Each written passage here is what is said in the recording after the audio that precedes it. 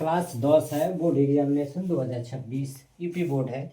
ध्यान देंगे क्या लिखा है, द्विघात समीकरण क्वाड्रेटिक इक्वेशन है, जिसपे दो घात वो द्विघात समीकरण है। अध्याय 4 का 10वां का पहला सवाल है। ध्यान देंगे लिखा है, यदि समीकरण x पे दो घात माइनस के एक्स माइनस 18 का मान 0 का एक मूल, क्या लिखा है, का एक मूल 2 है, एक मूल 2 है तो के का मान होगा, क्या होगा, ऑप्शन ए होगा, बी होगा, सी होगा, डी होगा।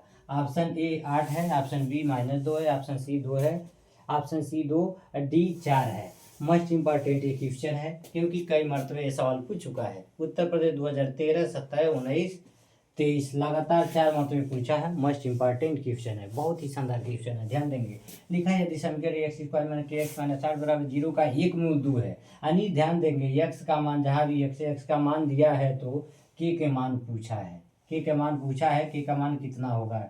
इस ऑप्शन में जो हमारा आंसर आएगा वही ऑप्शन सही हो जाएगा। लिखेंगे हम सॉल्व, ध्यान देंगे विस्तार से बताएंगे, स्टेप बाय स्टेप लिखेंगे सॉल्व। सॉल्व लिख दिया, दिया गया समीकरण है हमारा, दिया गया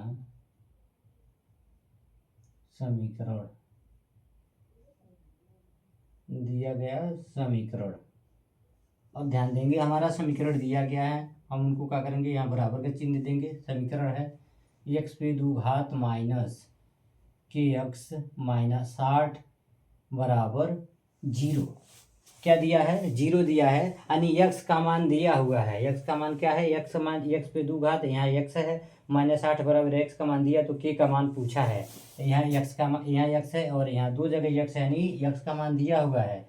ये समीकरण हमारा क्या लिखेंगे, सॉल्व। दिया गया समीकरण है एक्स पे दो घात माइनस के एक्स माइनस 60 बराबर 0, हम इनको क्या करेंगे, समीकरण 1 मान लेंगे। अब हम क्या करेंगे, ये मूल दिया हुआ है, यानी चूंकि लिखेंगे यहाँ पे, चूंकि यक्स का मान दिया है कितना, 2, यक्स का मान कितना है 2, तो हम क्या करेंगे, यक्स का मान समीकरण 1 में रख देंगे। यहाँ पे लिखेंगे यक्स का मान 2, यक्स का मान 2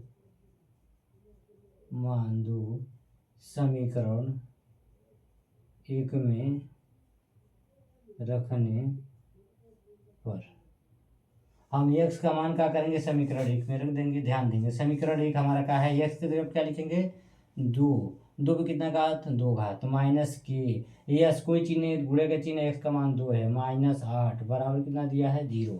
अब ध्यान देंगे 2 पे 2 घात है तो लिखेंगे 2 दूनी कितना हो जाएगा, 4, यहाँ पे 2 के -8 बराबर कितना हो जाएगा, 0। अब ध्यान देंगे यहाँ पे +4 -2 के -8 है, यानी -8 में से +4 जाएगा तो कितना बचेगा, ध्यान देंगे ये तो +8 गया, यानी +4 गया -8 में से, तो यहाँ बचा -2 के, अब -8 में से +4 गया तो यहाँ माइनस कितना बच गया, -4 बराबर कितना हो गया, 0। अब ध्यान देंगे -2 के -4, बायां पक्ष है 0, दाहिना पक्ष है, तो हम बाएं पक्ष में कितना है, -2 है, बाएं पक्ष में क्या है, -2 के है, बाएं पक्ष में क्या है, -2 के है और -4 के है, तो हम क्या करेंगे, -4 को हम पक्ष अंतर कर देंगे।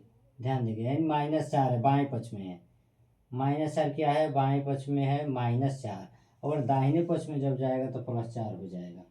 यहाँ पर लिख देंगे दायां पक्ष, दायां पक्ष। अब ध्यान देंगे क्या लिखा हुआ है, +4 -2 के -8 बराबर 0, यानी -8 +4 गया तो यहाँ पे -2 के और -4 बराबर 0, एक -2 के और -4 का है, पूरा बायां पक्ष है और 0 दाहिना पक्ष है, तो हम बाएं पक्ष से -4 को दाहिने की तरफ ले जाएंगे तो प्लस हो जाएगा, तो यहाँ पे बचेगा कितना, -2 के बराबर 4 हो जाएगा, 4। अब ध्यान देना कट जाएगा क्योंकि 2 से 2 में हम भाग कर रहे हैं, 2 से 2 में भाग कर दिए तो 2 एकम 2, यानी -2 से भाग करेंगे तो यहाँ पे माइनस आ जाएगा, क्योंकि 2 एकम 2, 2 दूनी कितना होता है 4, यानी -2 आ जाएगा, क्योंकि इस माइनस इसमें हम भाग कर रहे हैं, तो लिखेंगे के का मान कितना आ जाएगा, ये यहाँ से माइनस हट जाएगा, क्योंकि हम क्या करेंगे, इस माइनस से माइनस में, यानी -2 से +4 में हम भाग दिए, तो अब 2 एकम 2, 2 दूनी 4, यानी बराबर आ जाएगा -2, यानी के का मान कितना आएगा, -2। कौन सा ऑप्शन सही होगा, ऑप्शन बी। ऑप्शन कौन सा सही होगा, ऑप्शन बी सही होगा। लिखेंगे अतः विकल्प विकल्प बी का मान -2 सही होगा।